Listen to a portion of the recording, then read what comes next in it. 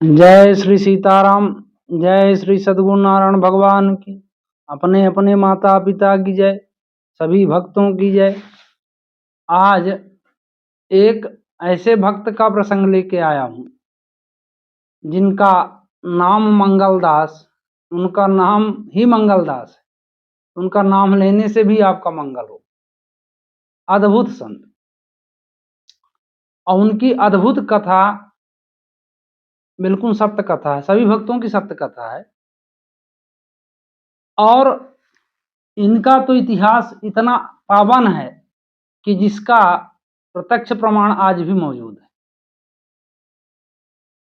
एक गुजरात में स्थान है डाकौर।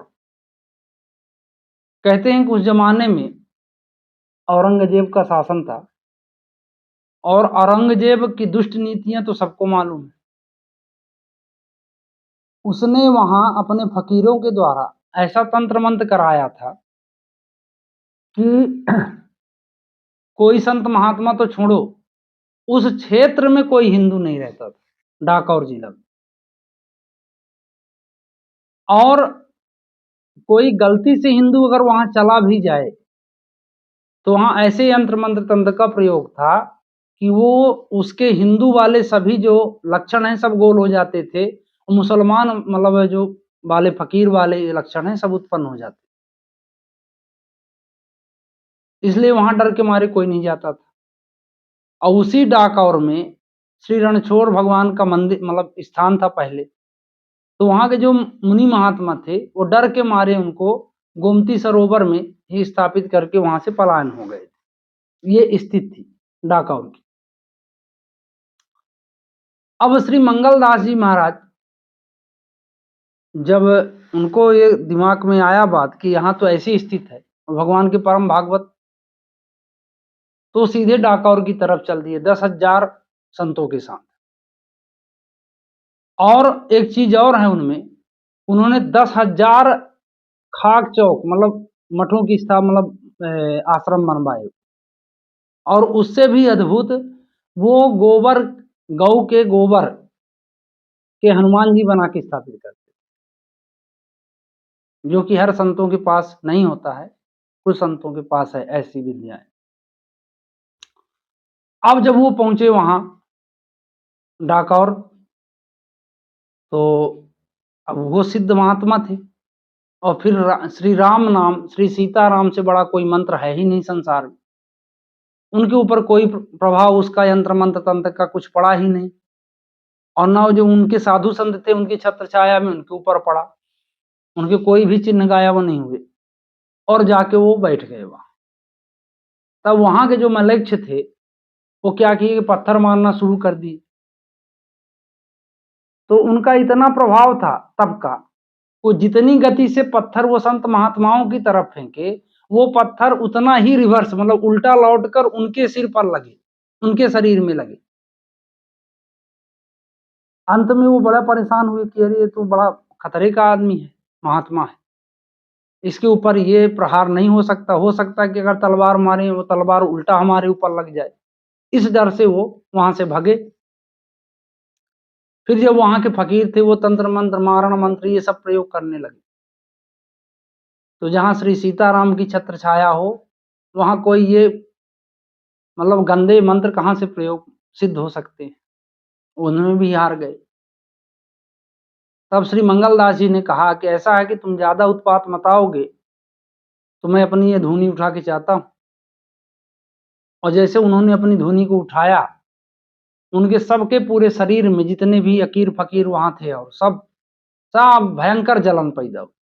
और ऐसा लगे कि बिल्कुल कोई गर्म उनको कड़ाहा में बैठाया, ऐसा जल रही। अंत में वो समझे कि अब कोई हमारा जंत्र मंत्र काम करेगा नहीं। तो श्री मंगलदास महाराज जी के चरण में पड़े, बोले कि अब बताइए रास्ता। बोले जितना जल्दी हो यहाँ से खसक लो, इसी में तुम्हारी भलाई। और वो फकीर सहित जितने मलेच्छ थे सब बिल्कुल सीधे पलायन कर गए। डाकौर एरिया साफ हो गया। फिर वहां जितनी कब्र बनी थी उनको सबको मतलब उन्होंने ठंडा किया ले जाके। और उस गोमती में जो रणछोड़ भगवान थे उनको जो है उठाकर, और ये औरंगजेब क्या करता था कि भाई मंदिरों को तोड़कर मस्जिद के रूप में बना देता था। तो कहते हैं कि आज भी डाकौर में उसका जो स्वरूप है उस मंदिर का, वो आधा मतलब मस्जिद जैसा ही है, और उसी में ले जाके भगवान को विराज दिए और बोले जहां मेरे ठाकुर जी बैठ जाते हैं वो स्थान मंदिर ही हो जाता है, और उन्होंने कोई चेंजेस नहीं किया उसमें। तो आज भी वो प्रत्यक्ष विराजमान है। और वहां के जो ये भगवान है, ये इनका भी अद्भुत इतिहास है। ये श्री भक्त रामदास जी के द्वारा ले जाए गए थे। तो आज की कहानी में मतलब ये श्री मंगल दास जी का ही चला, मतलब आदमी सुनता है, उनकी कहानी बाद में। अब इसके बाद वो पहुंचे कहाँ, यही स्थिति अयोध्या की भी थी। अयोध्या में यही इन भाई औरंगजेब का शासन था, और उसने यही काम चला रखा था कि यहाँ भी बिल्कुल पूरा मलेच्छ वाला काम करा दो। और इनके शास्त्र में कहते हैं कि लिखा है कि जहां कम से कम 1 करोड़ वो हो जाए ये कब्र, वो तीर्थ बना देते हैं उसको। अब वहां ये काम चालू था। और इससे भी बड़ा काम ये किए थे उन्होंने कि वहां के जो हनुमान जी हैं उनको वीर वीर बाबा के नाम से बुलाते थे हनुमान जी को। अब ये स्थित थी, वहां ये पहुंचे, वहां भी इन्होंने धुनी जमाई। जो उनका उत्पात हुआ उनके भी शरीर में वही चला। उनको भी यही कहा उन्होंने, जितना जल्दी हो सके यहाँ से निकल लो, अगर मैं यहाँ से निकल गया तो तुम एक भी नहीं बचोगे। वो सब अयोध्या मलेच्छ छोड़ के भगे। और जब सब भाग गए तो वहां भी उन्होंने जो कब्र वहां थी उनको सबको ठंडा किया, और ठंडा करने के बाद और वहां उन्होंने प्रण ले लिया था कि जब तक ये अयोध्या की पूरी धरती पावन नहीं कर दूंगा, ये नहीं हो जाएगी, तब तक मैं पानी नहीं पीऊंगा। और कहते हैं उतने दिन उन्होंने पानी नहीं पिया जब तक ये कब्र उब्र सब ठंडा नहीं हो गया, मतलब सब व्यवस्था बनाकर। और इसके बाद वो बढ़िया गए सरयू नदी स्नान करने।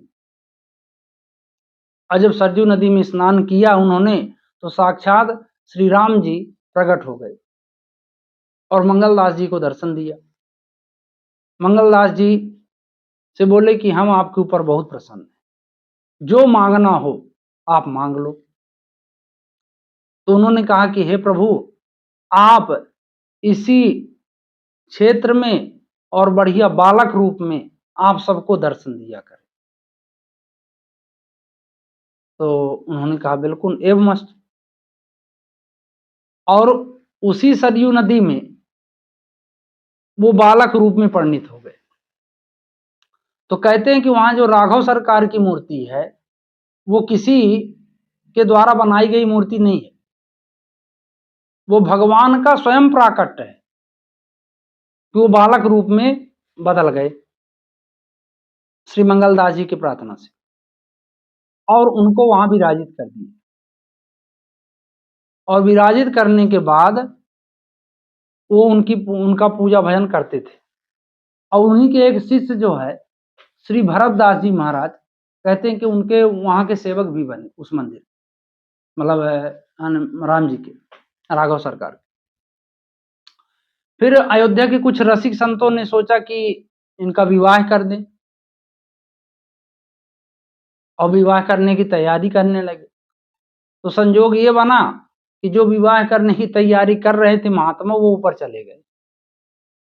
मतलब वहां विवाह की स्थिति नहीं बन पाई, क्योंकि उनको मंगलदास को ये वरदान था कि भाई मैं यहाँ बालक रूप में रहूंगा, और एक बालक राम जी की शादी कैसे हो सकती है।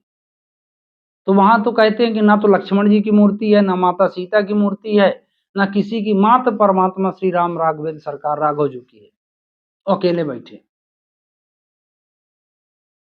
और आज भी बैठे हैं। तो कहने का भाव ये है कि अगर आपको श्री राम जी के नाम में श्रद्धा हो जाए, माता सीता के चरणों में प्रेम हो जाए, श्री राम जी के चरणों में प्रेम हो जाए, तो संसार की कोई भी शक्ति आपका नुकसान नहीं कर सकती। ये तो धरती की है, इनको तो छोड़ो, क्योंकि जा पर कृपा राम की होई ता पर कृपा करें सब कोई। इसलिए उनके नाम का चिंतन मनन कीजिए। बंदहु बाल रूप सोई राम, और उस बाल रूप की वंदना कीजिए, क्योंकि सब सुधि सुलभ जपत यही नाम। इस नाम को लेने से, इस रूप को भजने से, राम मतलब वहां का ये प्रताप है राघव सरकार जी का, सब इच्छाओं की पूर्ति होती। और राम राम कहने से तो पता नहीं क्या मिलता है, ये तो मैं भी नहीं जानता, पर इतना जरूर जानता हूं कि अगर आप जिस दिन से सीताराम कहने लगेंगे, उस दिन से आपका मंगल 100% होगा, अमंगल तो हो ही नहीं सकता।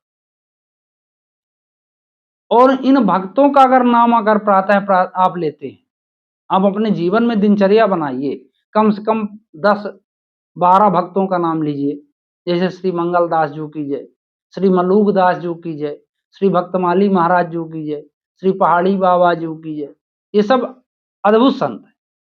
श्री मस्तराम बाबा जी की जय, और जितने भी आपके नजर में संत हों, कबीर दास जी की जय, श्री तुलसीदास जी की जय, है ना, श्री शरीर बाबा जी की जय, श्री कील बाबा जी की जय।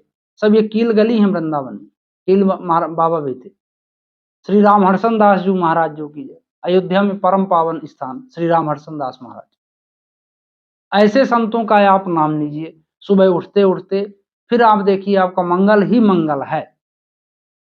कहते हैं कि जो राम जी के भक्तों का जयकारा लगा दे सुबह सुबह, ये प्रैक्टिकली बात है। महाराज जी बताते हैं, मेरे प्रैक्टिकली नहीं, महाराज जी बताते हैं, श्री राजेंद्र दास जी महाराज, कि हमारे गुरु जी श्री भक्तमाली महाराज जी और श्री पहाड़ी बाबा जी ये जयकारा बोलते थे। तो महाराज जी ने पूछा कि महाराज जी इसका फल क्या है? बोले इसका फल तो बहुत है, पर एक फल मैं बता देता हूं कि उसकी पराजय नहीं हो सकती। जो राम दरबार में जितने, जैसे श्री दशरथ जू की जय, श्री माँ कैकेयी माता जू की जय, माँ कौशल्या माता की जय, माँ सुमित्रा माता की जय, श्री भरत भैया जू की जय, माँ मांडवी माता जू की जय, श्री लक्ष्मण कुमार जू की जय, माँ उर्मिला माता जू की जय, श्री शत्रुघ्न कुमार जू की जय, श्री माँ सुकीर्ति माता जू की जय, श्री हनुमान जी स्वामी महाराज जू की जय, श्री विभीषण जू की जय।